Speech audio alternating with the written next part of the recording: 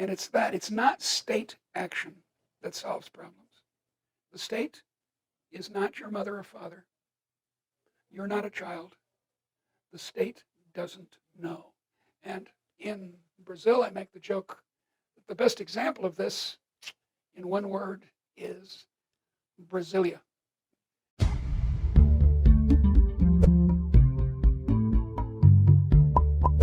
O Canal Brasil recebe a economista Deirdre McCloskey.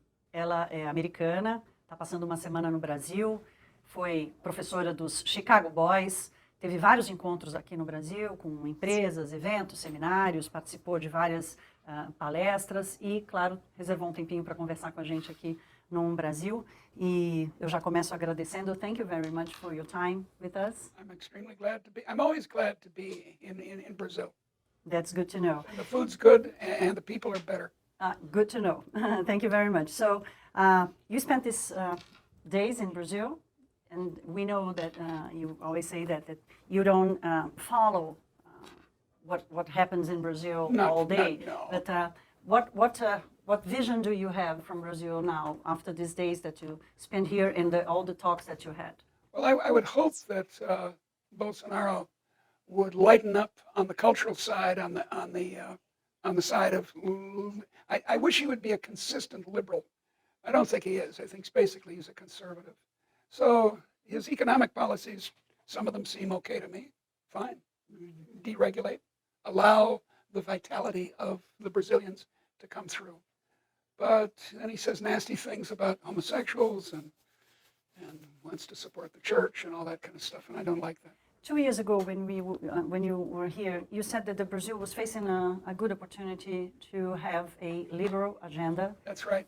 With democracy. I know. And after 2 years, what you followed, you think, are we doing a good job? You still have a free press, as we can tell right now. But unfortunately, Bolsonaro, whose name, by the way, contains Bolsa, as in Bolsa Familia, but he's modeled himself after Donald Trump. And Donald Trump, of course, is part of this worldwide wave of populism, right-wing or left-wing, it doesn't much matter. And I really worry about that. I think Brazilian democracy is strong enough to handle it, but you know, you've had military dictatorships here. So I'll pray for you as an Anglican. So let's talk about liberalism. Yeah. We're new on that, with the agenda, with the speech, with the debate. Yeah. And a lot of people are asking, what is to be a liberal? What is that? It's very simple. It's the program of making everyone have permission, everyone to be free, no one to be a slave, not a wife to her husband, not a slave to his master, not an ordinary citizen to the state. So it's only 2 centuries ago that anyone thought this was a good idea. Before that, we had hierarchies, conservative hierarchies. So it's against hierarchy, this ranking of people, and it's in favor of equal. As I say, the word I like best is permission, because opportunity sounds like you need to subsidize people, and I don't think you do. I think you need to let people go into occupations they want. Let people open a fruit stand on the street without being hassled by the police. Let people move from the Northeast if they want to, as they can in Brazil. That sort of thing. Allow people to have their lives. And that has been the great machine of prosperity in the last 2 centuries. The countries that have been liberal, even a little bit, like the Chinese communists, in their economy, they're liberal, not in their politics. And the result has been amazing. Up they go. So that's what caused the modern enrichment. I call it the great enrichment. And I want it for Brazil. People are mixing the concepts between liberalism and to be a conservative. Here in Brazil, I know.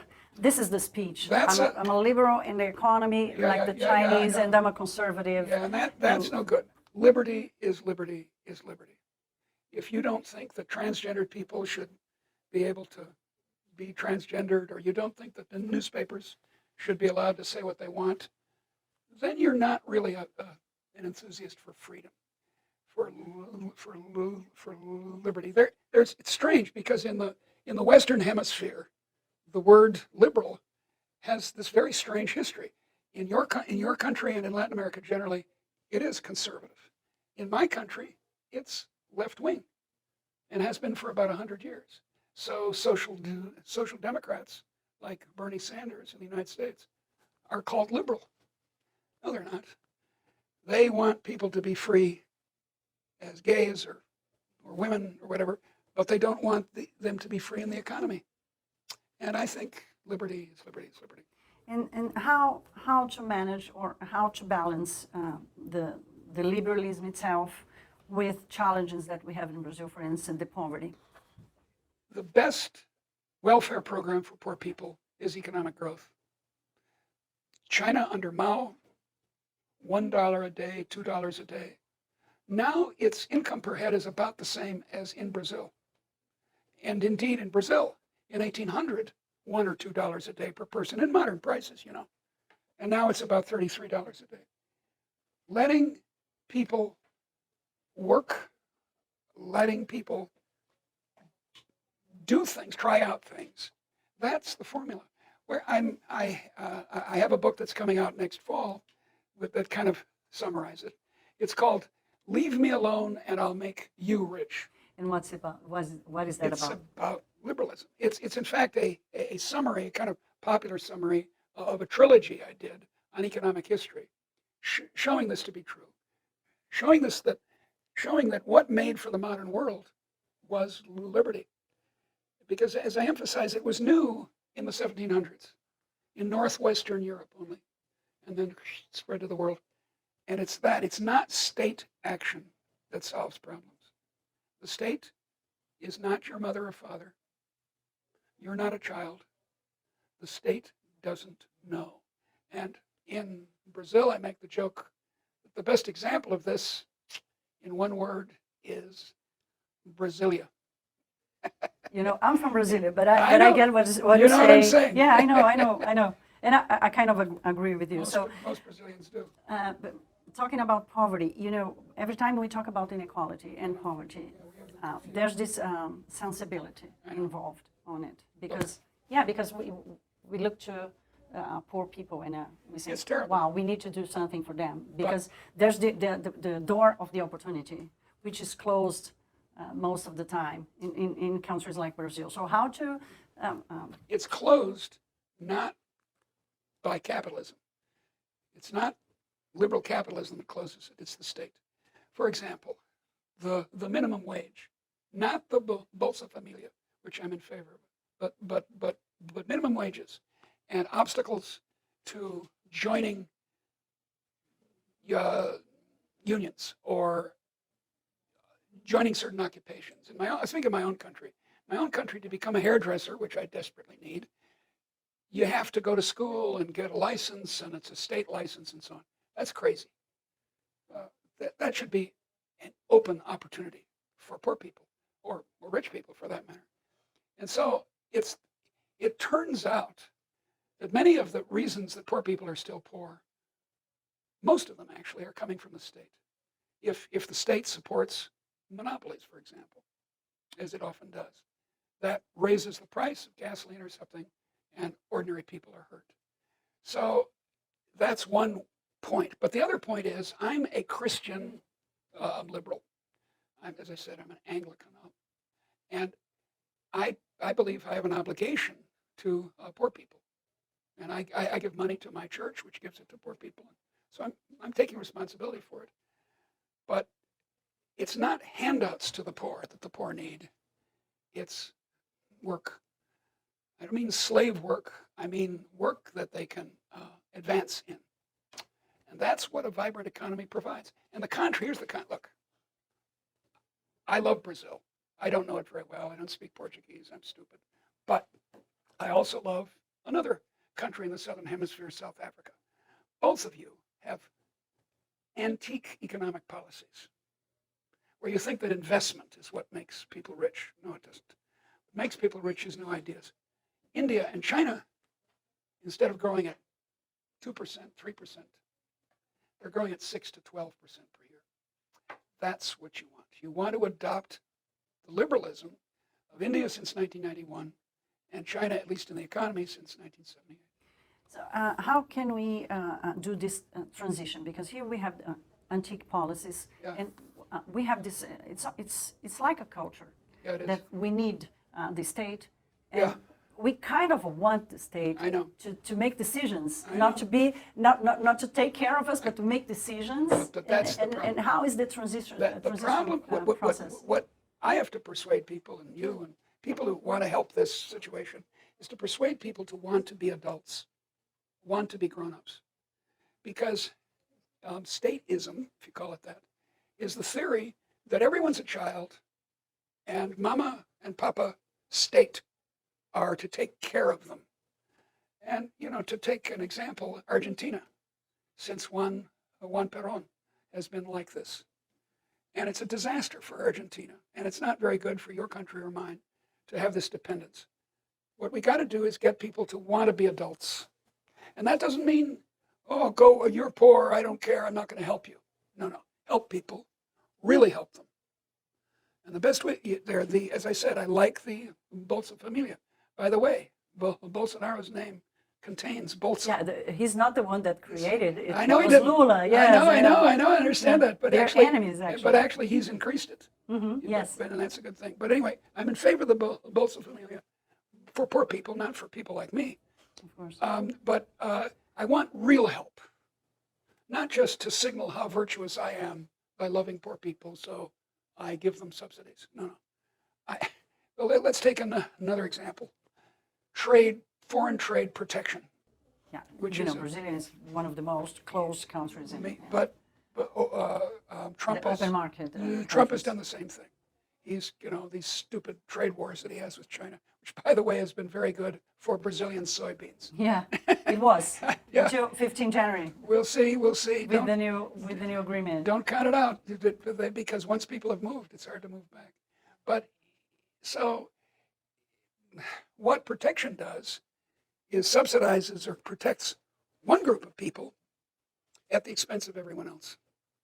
Because it's free trade that makes prices low, makes people have access to Chinese hammers and French wine and so forth.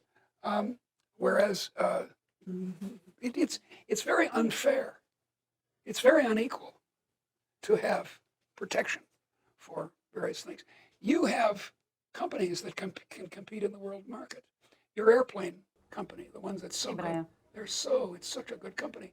And there's nothing wrong with the Brazilians. They can do it. And that's what you should be doing. And then you'll do what you're good at, and you'll allow other people to do what they're good at. And that's what you do in your house. That's what you do in your home. When your husband gets to take out the garbage, damn right he should.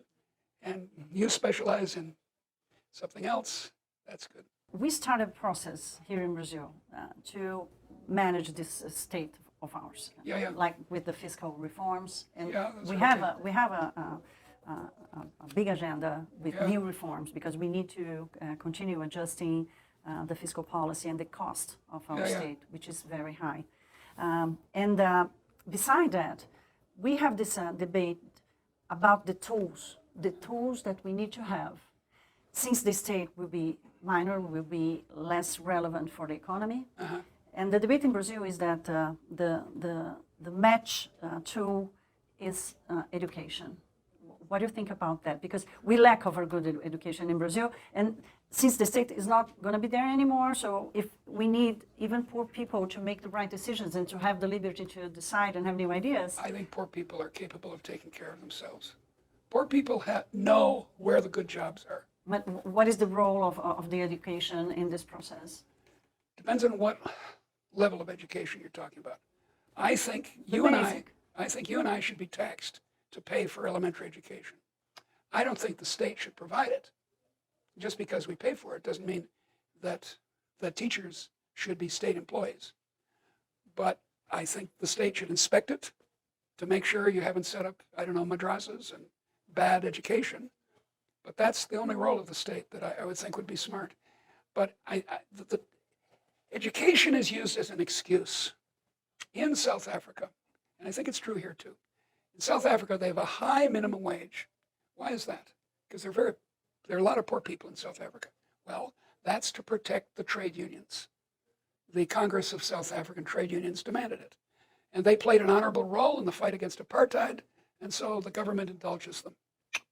And then what nice people like me and you say, well, okay, let's keep the high minimum wage, but educate the people better so that they're worth the high minimum wage. That's back to front. That's upside down. What you do is you let people go. I don't mean go to the wall or die, but you allow them to start a business easily. It's easier to start a business in China than in Brazil. Yeah, we know. Now, how's that for a smart And idea? we're not talking about the tax system in Brazil, No, which no, is no. one of the worst in the world. I know that's bad, but the bureaucracy, it takes hundreds of days to start a little business, and then you can't fire people.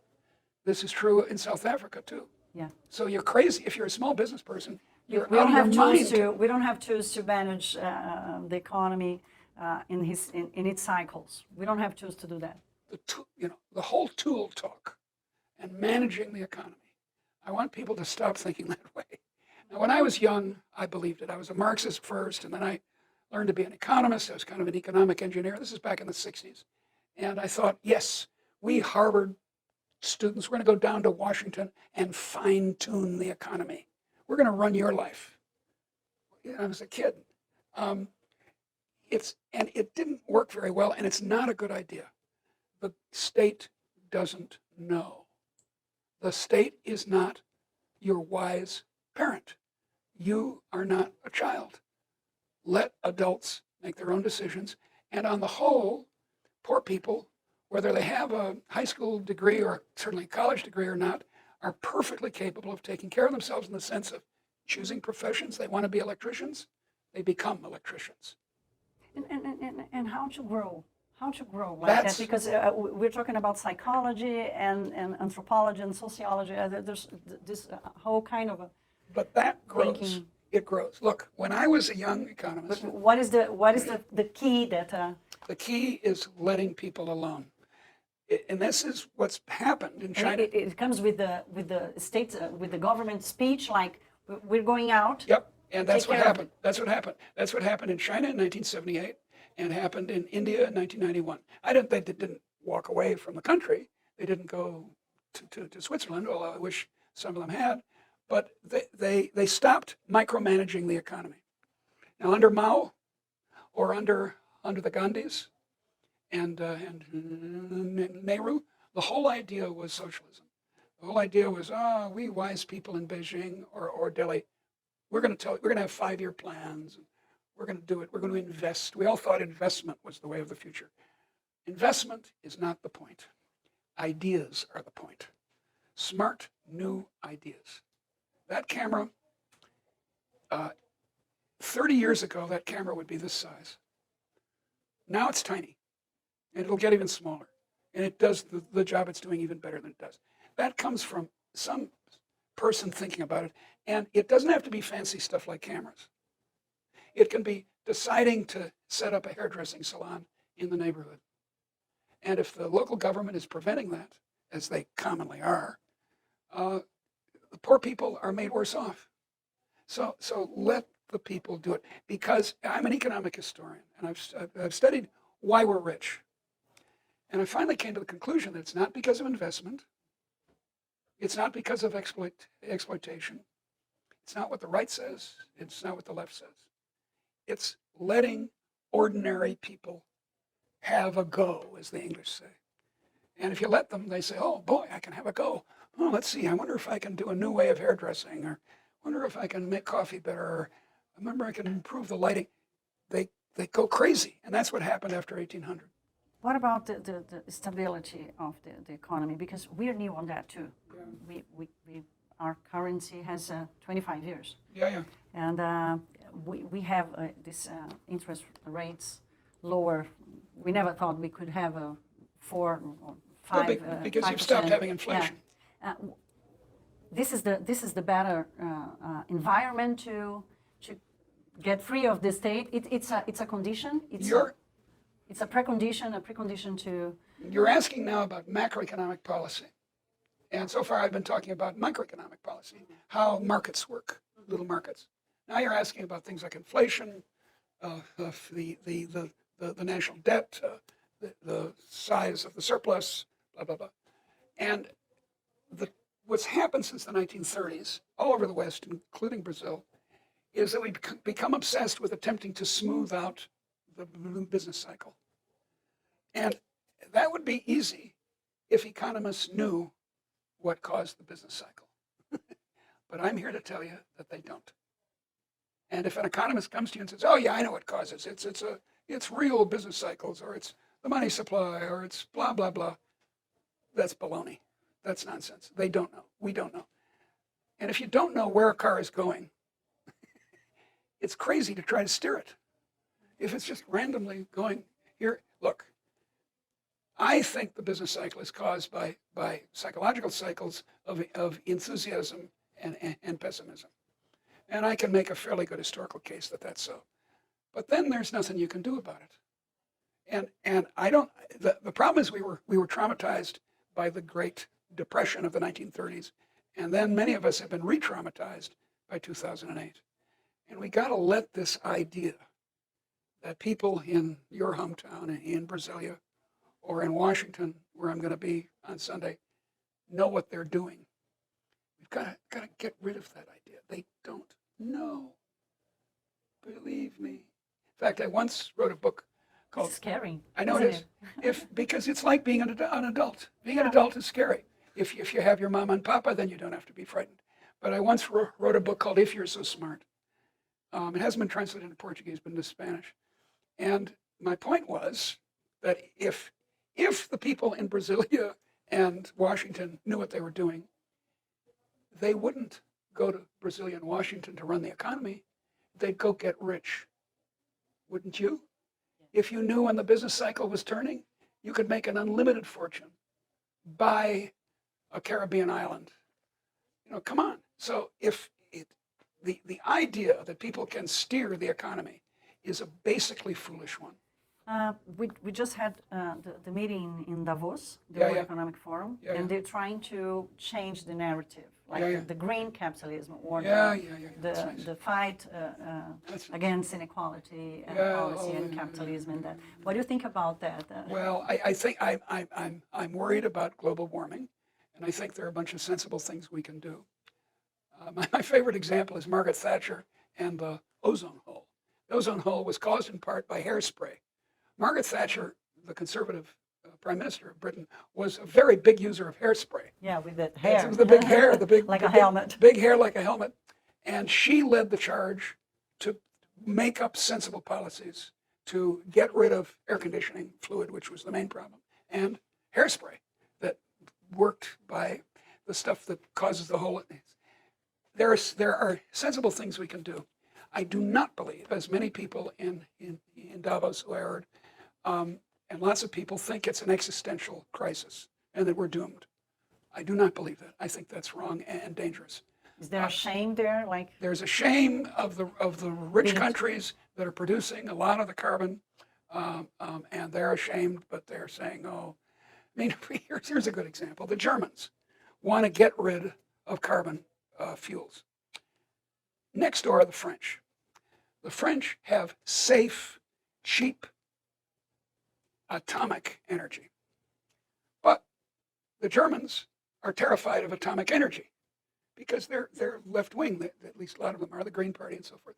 So they're going to destroy their carbon economy and try to replace it with what? Windmills. I don't know what they're going to do. Instead of doing the sensible thing, which is restart atomic energy, they're closing down atomic reactors in Germany. This is loco. This is insane. And so it's the hysteria. The world is coming to an end, blah, blah, blah. And as far as inequality is concerned, this is a constant cliche about my country and yours, is that they're terribly unequal. Let's not get inequality confused with poverty. We know how to fix poverty, at least I think I do, which is to leave people alone to invent stuff. Organizational things, like containerization. It didn't involve any technical change. Just said, now let's see, let's make a steel box standardized and send it off to China. That's an organizational change. So those kinds of things, that's what makes us well off. And it raises the poor people. Now you say, oh, but that's not true. The rich are getting richer, the poor are getting poorer. That's not true. Inequality in the world is falling. If you do it correctly, the extremely poor people in the world are going up the scale to being just poor, not extremely poor. And the poor are getting into the middle class. And the middle class are getting into the upper middle class. That's what's actually happening worldwide. There are two kinds of inequality. One is the good kind. You think of containerization.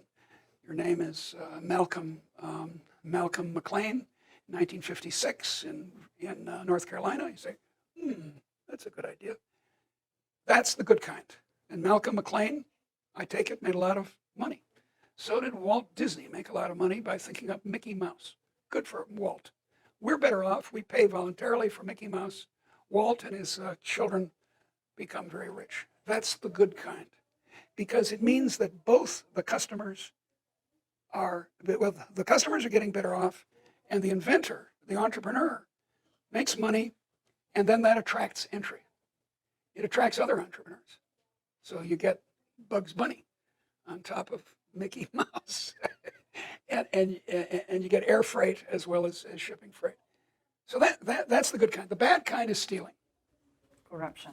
Corruption Which we know is a kind a lot of about stealing. it. Yeah. You get, and it doesn't have to be ordinary corruption of the sort, this appalling sort that happened in Brazil and many other Latin countries with this construction firm. That's terrible, and I want to stop it. But there's another corruption, which is the protection corruption. I see. I'm usually the only person in the room who could become an apprentice, a beginning electrician in the Electricians Union in the state of Michigan and Massachusetts. Why is that? Why? Because my grandfather, my Uncle Joe, and my Uncle Phil were all members of the union. You can't. Too bad. And that's the bad kind. That's the state protecting one group of people and hurting the others. I see. So we're finishing, but I don't want to finish this without knowing what is your hope? Are you hoping that we are doing a better world? We are constructing a better world? I'm very optimistic about the world. Are you optimistic? Absolutely. I have a lot of friends, Bob Gordon and lots of others. We're very pessimistic. Based on the history of the last 2 centuries. Look, here's the number. Income per head in countries that have prospered, including Brazil, from what they were in 1800. Think of Brazil in 1800, very poor. They've increased. Now hear this figure. It's scientifically true. I'm not making it up. Everyone agrees. Income per head has increased by, hear this, 3,000%. A factor of 30. 3,000%. That raises all boats. And there's no reason at all why that can't continue. And I expect within a couple of generations, China will have the same income as the United States. Within 3 generations, India will. And Brazil could have the same income as the United States in about 1 generation. You're not afraid of populism or I am afraid of populism, but I think it's a passing phase. I think we can convince people to be adults and to not become serfs or children of the state. I think people, if there ever was a time for liberalism, it's when people are pretty rich, not as poor as they were, free legally, and fairly well educated compared with their great-great-grandparents. Those are the conditions that make for a liberal ideology. Not screw the poor, I am rich, I don't care about you, but a true Christian liberal ideology. I hope you're right. Thank you very much. Thank you, Deirdre. It was a very nice talk. Thank you.